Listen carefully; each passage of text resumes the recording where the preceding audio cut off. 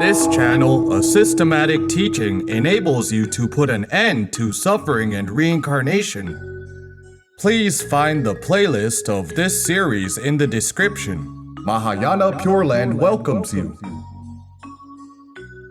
To Enlightenment 9.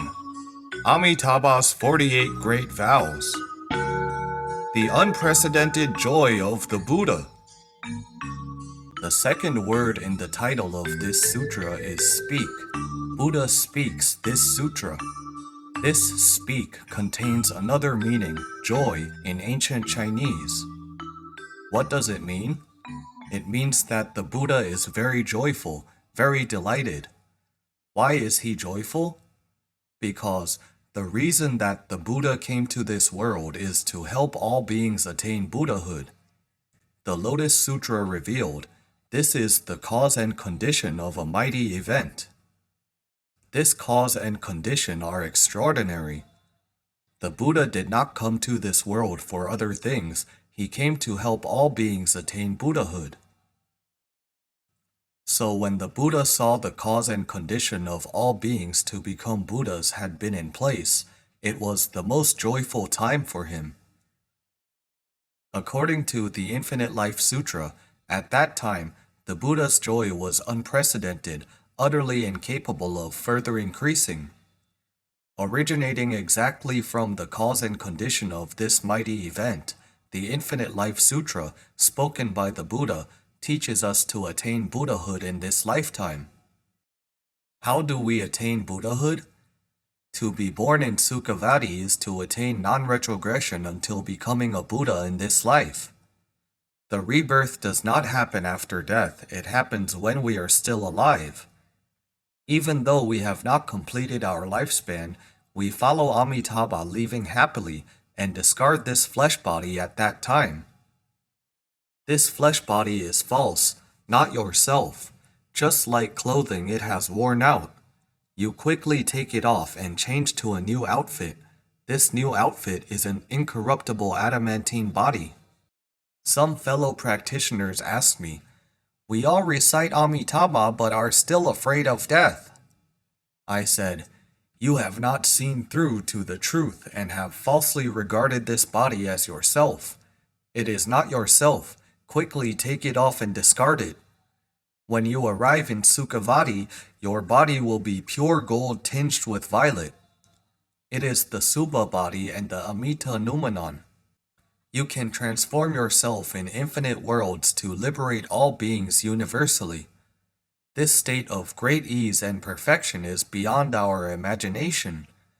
Why do you cling to this foul and poor functioning body? That is ignorant and topsy-turvy. You leave this world when still living, which means you discard this body when still alive and follow Amitabha. Once you get to Sukhavati, you will only progress, not regress.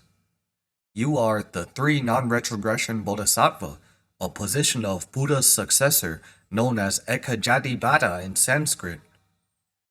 You will attain the position of successor in this life. The position of successor means that you are a successor of a Buddha. You are an upcoming Buddha.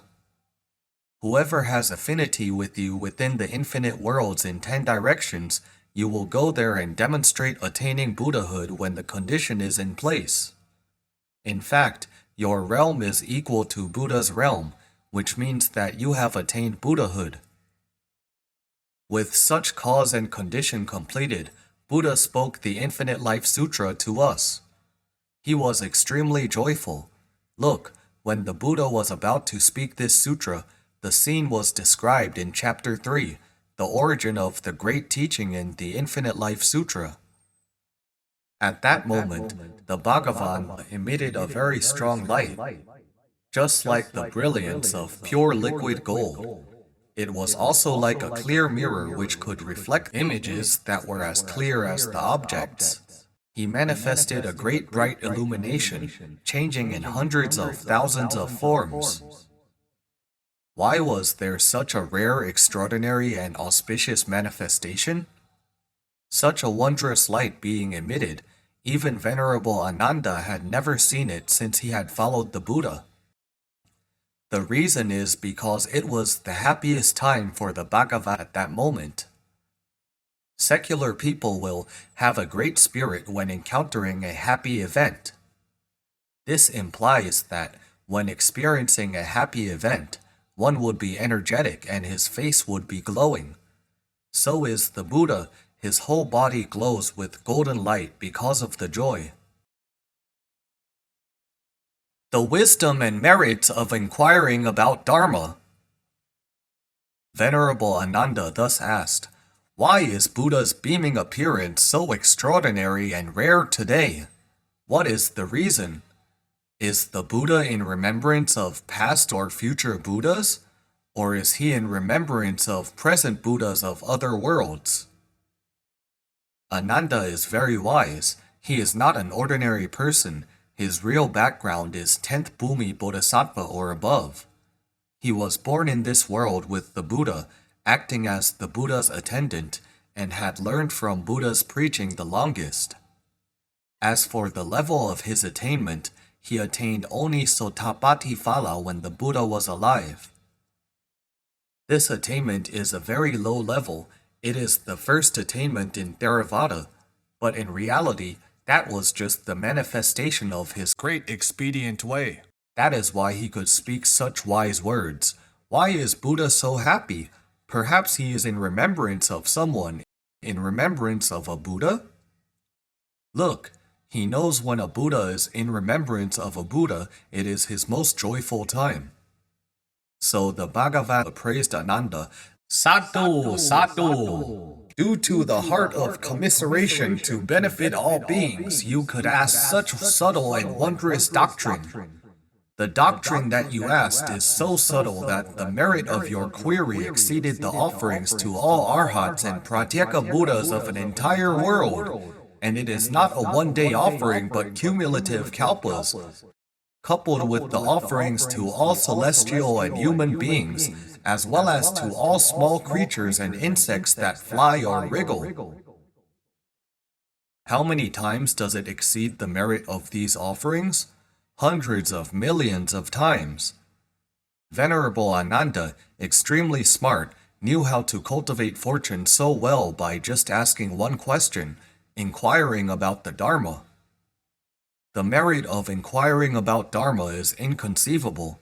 It is much greater than giving offerings to countless saints and sentient beings, hundreds of millions of times greater. So we should know how to inquire about Dharma. It is a pity if we do not know how to inquire about Dharma. Look, having inquired once, Ananda had attained the merit. Of course, it was due to his wisdom. Why is there such a great merit? Because his inquiring had prompted the Buddha to speak to all sentient beings in the Infinite Life Sutra, in which it proclaims, "Due to your inquiring, heavenly and human beings in the present and future time along with all pranin will all be liberated." This means that Ananda pleading a question led to the Buddha speaking this Infinite Life Sutra, which allowed all beings in the 6 paths to have the opportunity to be liberated due to this sutra. And this liberation is not a minor liberation. It is the liberation of attaining Buddhahood in one lifetime, a consummate liberation. Thus, the Buddha is so joyful. This is the meaning of the word "speak" joy. Thanks for watching. See you later.